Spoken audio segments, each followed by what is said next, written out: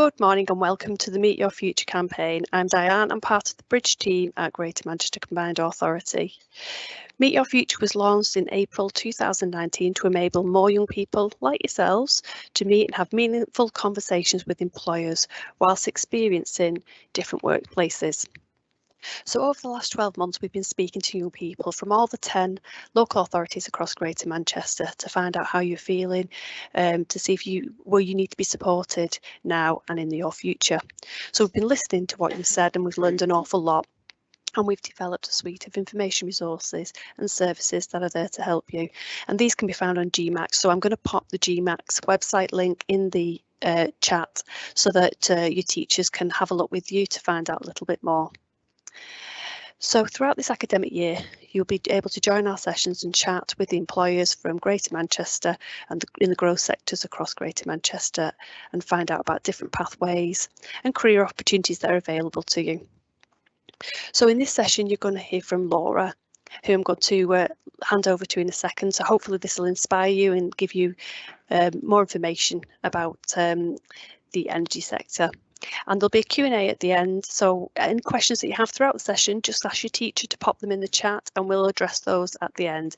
If you'd like to use captions or subtitles during the event, please just select the caption subtitles on in your video controls. So I'm now delighted to hand over to Laura, who's going to talk you through for the next few minutes about her company and the green energy sector. So Laura, whenever you're ready, I'll just pop you up and I'll hand over to you. Thank you very much. Well, thank you very much for having me this morning. I'm going to be talking to you about my organisation, which is Electricity North West. So we are what's called a district network operator, a very complicated way to say that we own and maintain the electricity network in your local community. We're very, very passionate about leading the Northwest to net zero, and that's why I've titled my presentation as that. And I'm going to be talking to you about why electricity is so important. I work with a lot of people that are very passionate about the way electricity can build our future and how reliant we are upon it. So I want to talk to you about why I'm quite passionate about it. I'll introduce a little bit to myself, to my company, and hopefully, inspire you to consider us as a potential future employer, but if not, at least begin to get a greater understanding of the important work that we do. Okay, Diane, if you want to move us on. So I get this an awful lot with interviews.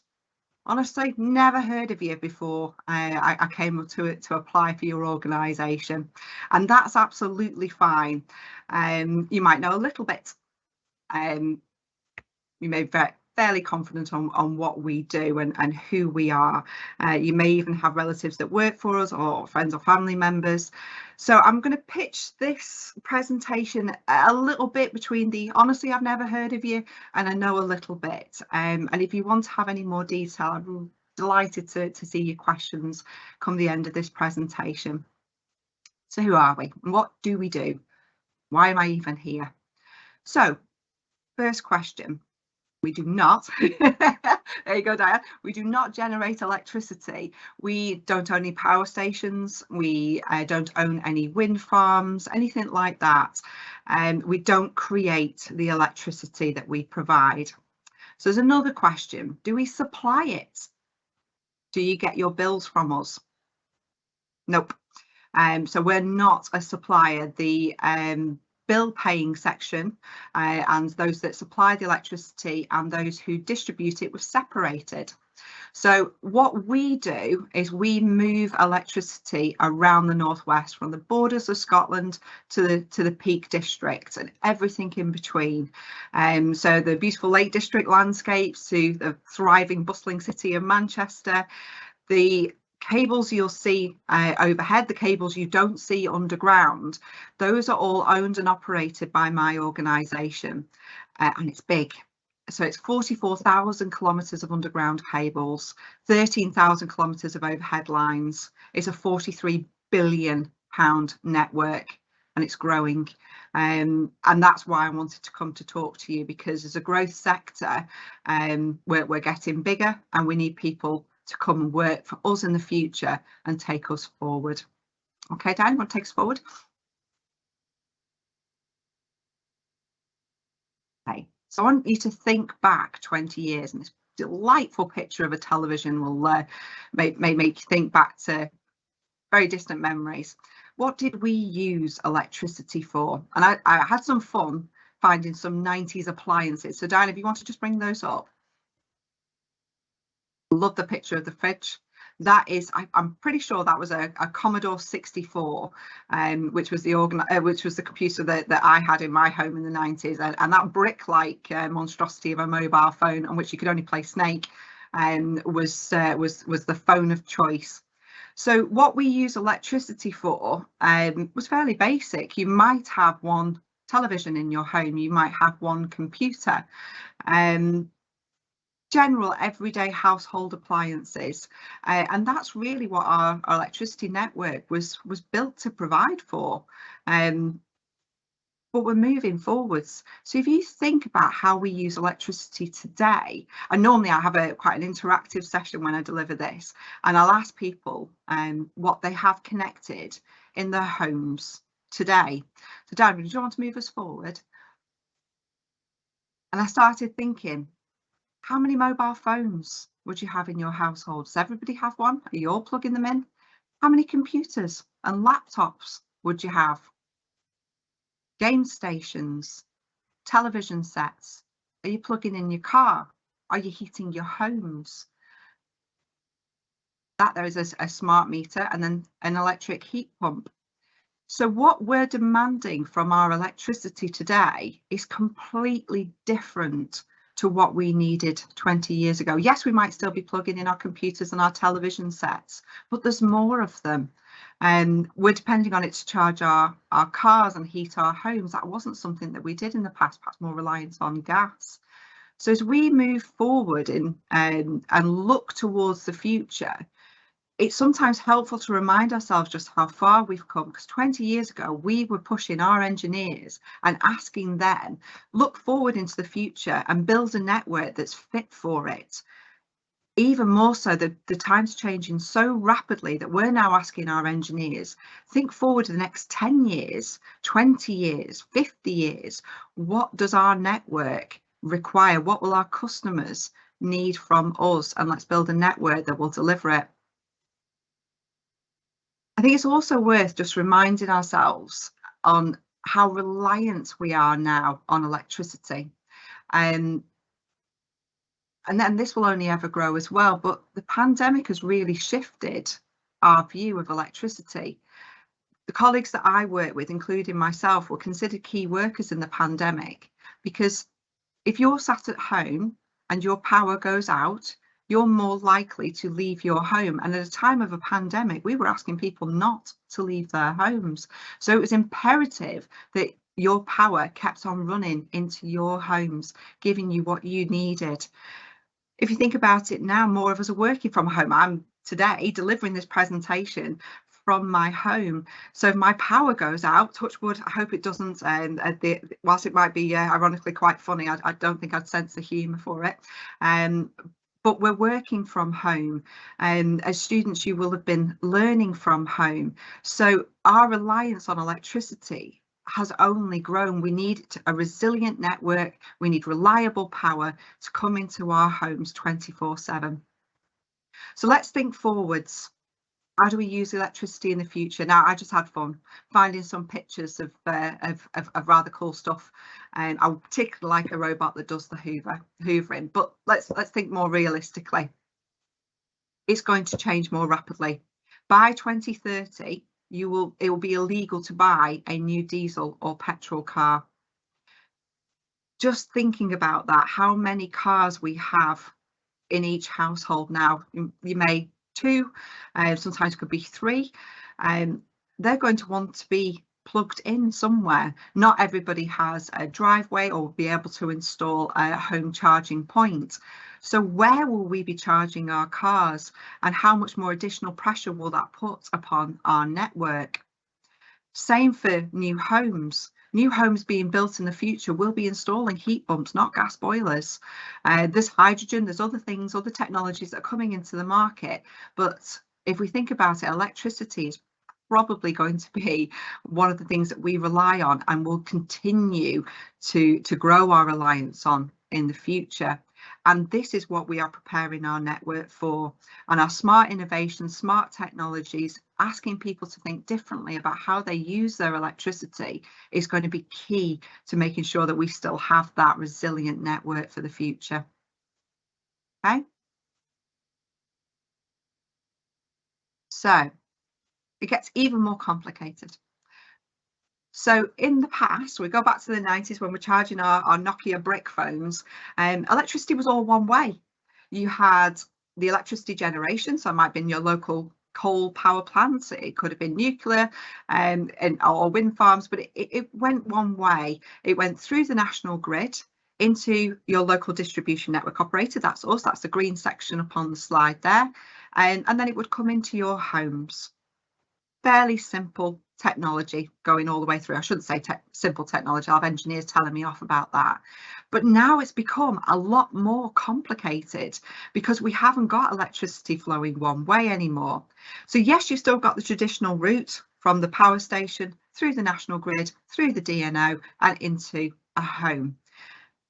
But it's coming from different places now. It might be coming from wind farms, offshore wind farms, solar farms, hydropower. There's lots of different ways now that we're generating electricity, and fantastically, a lot of those are renewable as well. So we're connecting the network to different sources of electricity for us. It's also not just going into homes, it's coming out of them. So you might have EV panels at home, you might have a wind turbine at home. You might be connecting, I'll talk a little bit more about this shortly, into a community project that's generating electricity. So you may be producing energy to give back to us, to put back onto the network and to go elsewhere. You might have businesses and homes that are storing electricity now, producing it during the day, perhaps through EV panels while it's sunny, and then storing it so you can have it when the sun isn't shining. I've put something there about demand side response. So this is about when we're using electricity, and we talk to organisations, to businesses, and ask them about when they need electricity and when they don't, and whether they could shift their usage. So we take out the peaks and troughs of electricity usage and make that a more consistent use. And of course, we've got EVs and heat pumps. So how we're taking things from the network it is changing as well. So it's a much more complicated picture, and it's only going to get more complicated in the future. So our research and development, our innovation teams are looking at this picture and imagining a network that works for our customers and gives them what they need when they need it. And that's a really big challenge, it's an exciting challenge for the future. Okay, we just move forward again. So where we get our electricity from in the future, we've already talked about a few of these. We've got our wind farms, we've got our EV panels, but there's some different places as well that we're getting them. We may be burning different fuels to get electricity. We can have EV panels put in tiles. There's some case studies that are on our website that if you're interested and want to know more about community-led projects for energy, you can go in and have a look at this. And what these are Electricity Northwest supporting local communities to think about getting electricity from different places or using it in a different way. And one of them is in Broughton-in-Furness in the Lake District. That's a community-led project, and that's taking electricity from a local hydro power station and using that to reduce bills, which is something else that we will come on to, given the current cost of living crisis that we're facing this year. So we're taking it from different places, we're using it in different ways. It is a rapidly growing, very complex picture, and hopefully I'm showing you that there's more to electricity than you might have thought. Okay, Dad, if we can move forward, because this is the big challenge, isn't it? Net zero carbon use in the future. So in 2019, as a country, we were the first to declare a climate emergency, and we started to pass laws to bring greenhouse gas emissions to net zero by 2050. Now I'm probably preaching to the converted, most probably what net zero means, but that's about balancing carbon dioxide emissions or simply eliminating them altogether. And this is being driven by our customers and our stakeholders. They want us to support them in going net zero and getting the future that we all want. So I'm going to give my voice a break, and we're going to watch this video you can find on our website.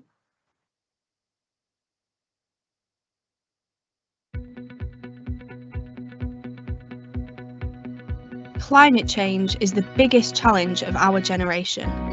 Here at Electricity North West, we're passionate about leading our region to zero carbon.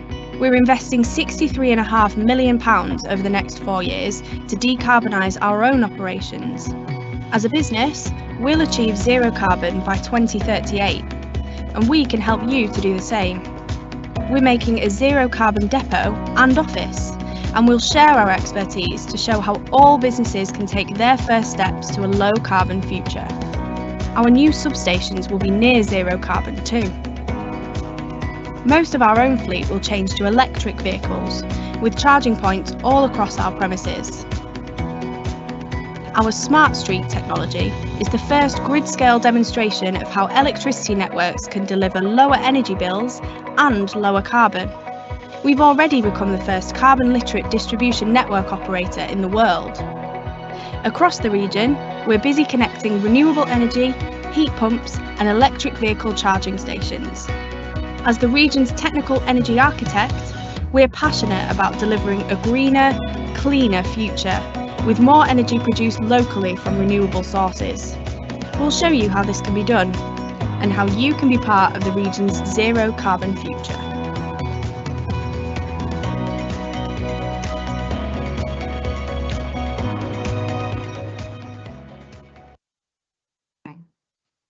So there's case studies, there's lots of information on our website that you can find out about how we are driving down our emissions, but also how we're supporting our local communities to do the same. And we're going to be spending a lot of money to do this. So we're investing £1.8 billion in the power network across the Northwest to help us achieve net zero. And that's working with local authorities, including Greater Manchester City Authority as well, to make sure that we are listening to what our customers need. This is not us sitting in a darkened room dreaming things up. We have gone out, we've talked to 18,000 customers and stakeholders. We've asked them what is important to them, and they've told us. And our plans for the next 5 years and going forwards are going to be based on what our customers are telling us is the vital things we should be working on. So some of the things just to pull out from here and to give you an idea of the scale, and I think this is only going to grow, we're going to be connecting the Northwest up to 630,000 electric vehicles by 2028. That's only 6 years away. And as I said, not everyone will be able to connect from home, so we'll be connecting to local lampposts. We'll be going to charging hubs in our communities. It's a really interesting way of considering how we're going to use electricity. Up to 63,000 electric heat pumps in that same period. But I also want to balance that with a really challenging environment. I don't think any electricity provider, anybody that's in the energy industry at the moment, is unaware of the challenges that we're having from a cost of living crisis and bills going up, and the fact that so many more people within our communities are facing fuel poverty. So we invest and we work with organisations and partnerships to support families in our communities who may be struggling with fuel poverty. We support those who may be struggling for any reason, who may be struggling to access information, advice and support. We work with our vulnerable customers to make sure that they can get the information that they need. And I think that's going to be an area of well, I know it's going to be an area of particular focus in the year ahead, making sure that we leave nobody behind. We're planting trees. As we've said before, we may be, moved on a little bit too quick then. We're planting trees to make sure that we can we reduce power cuts. Many of you will be aware of Storm Arwen in November last year, and a very, very tricky storm that took down a lot of our power lines and disconnected some of our customers for nearly a week. We are facing greater storms, a greater frequency, and we're going to be working really hard again to maintain that really resilient sector. So it does mean that we have to take down trees that are next to power lines. So we just make sure that we plant more to make sure that we don't harm the environment in that way.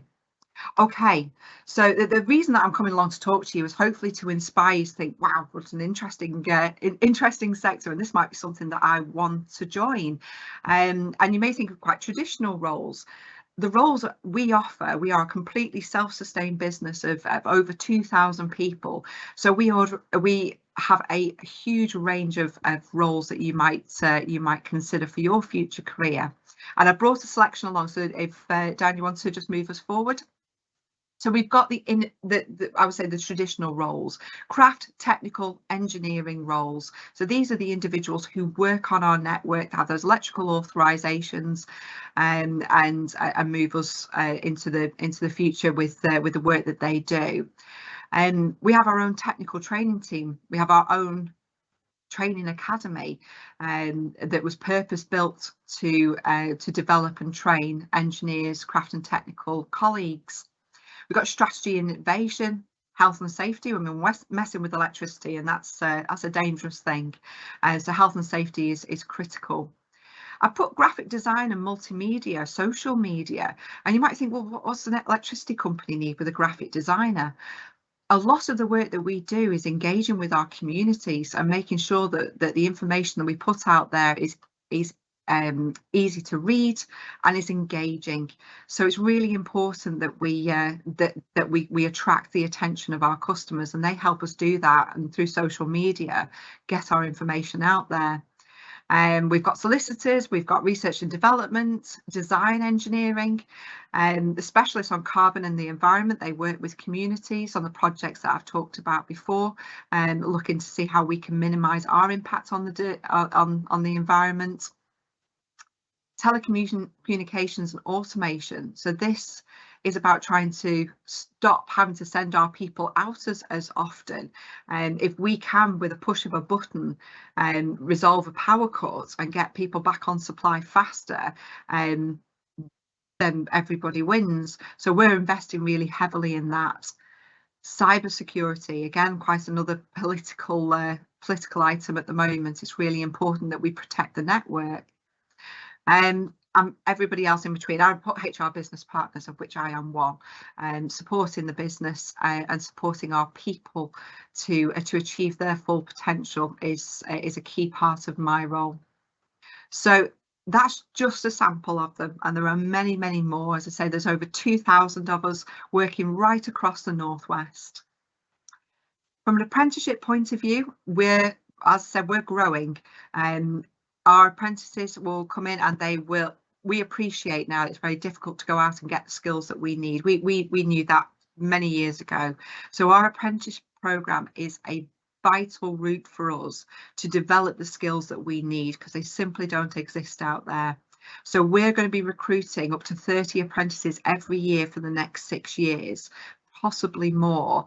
We'll be bringing in adult trainees. We're investing in our future people, and our apprenticeships are grateful. And I've taken some of the pictures over the next couple of slides just to show these are our apprentices and some of the things that they get up to. They raise money, they're out in the communities, and they learn and they get paid. So the apprentice programme, I will talk a little bit about that just before. I know we've wrapped up, but we're bringing, as I said, we're bringing in our apprentices, 20 up to 30 every year. And for me, I think what's so vital about the apprenticeship programme is the careers that it can take you on in the future. And what I'm hoping to do today is show you that our apprenticeship routes, or any job that comes into our business, it is all about taking our organisations forward. We invest in our people, and we want to see them succeed, and hopefully that they will stay with us and take this organisation into the future. And I hope that the presentation today has given you an insight into this organisation, so you may choose us as a future employer. So that's the end of our presentation. I'm happy to take any questions that you've got, and I hope I've covered things that are of interest to you. Thanks, Laura. That was great. I tell you what, I learned an awful lot there, and it's amazing the wealth of jobs you have. You don't think of things like solicitors within an energy company, and so it is amazing to see the wealth of different opportunities you do have. We have got 2 questions coming for you, Laura, if that's okay. One related to the actual energy side, and one related to sort of careers within your organisation. So the first one, you mentioned the EV panel piles, and they were on the roof of the house, and somebody just said they'd not seen these before. Are they similar to solar panels? So what exactly are those? They're exactly the same. From what I understand, I have to admit I'm a HR business partner, and I'm not a technical person, but yes, I quite like the EV panels within the tiles, because the installation, where I can see the technology going, is trying to make electricity production to be as unobtrusive as possible, and make it more accessible, make it cheaper for people to access, so they can generate their own electricity at home. And I think that what's happening at the moment, again, just shows how vital that is. So you are not battered by the changes in electricity prices. You're not as susceptible to them. So having accessibility to energy production is a key thing. But yeah, I did like the tiles. Where you might be able to see them, I don't know, but I found that interesting. Same with the hydro power up at Broughton in Furness. Just thinking differently about where we get our electricity and where we can from renewable sources is a particularly exciting area for me. Definitely, I'm going to be looking out for those tiles all over the place now, and I'll probably start seeing them now. Now I'm aware of them. Thanks for that, Laura. The other question we've got through is in terms of obviously you mentioned that all the careers in the apprenticeship programme. Where do you tend to advertise your jobs? Is it through your website, or do you use other platforms as well? We use other platforms and our website. So the main area I would direct people to is our website. So when we talk about the apprentices, and the information is up all year round on our website. So you can go in, you can watch videos of what our apprentices do, and meet some of them, have case studies, and they'll tell you about some of the jobs and the programs that you would go through, and the authorizations, the qualifications that you gain after your program with us. It's award-winning. We're so proud of our apprenticeship program, and it's an absolutely fantastic program. We start recruiting normally in November, December time, and that's for the September afterwards. So we have a window open for several months. We've just closed this year's and appointed our 30 apprentices that will be joining us in September, some for just standard apprenticeship, and some for the higher level apprenticeships as well. So they'll be coming in September, and then we'll start the programme. We're pretty much starting now, so I'm working with my business area in operations, which covers over half the business, to say, well, what do we need next year? How many people do we need, and where do we need them?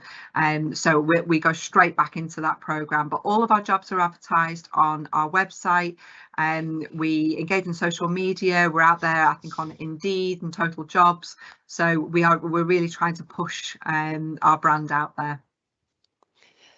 That's great. Thank you so much, and thank you for sharing all that with us today. It was really useful. That's at the end of the Q&A. So I'm just going to take my time now just to say again a huge thank you to Laura from Electricity Northwest. I certainly learned an awful lot there, and I think it just demonstrates the huge opportunities that it's got, and thinking outside that box in terms of what is available.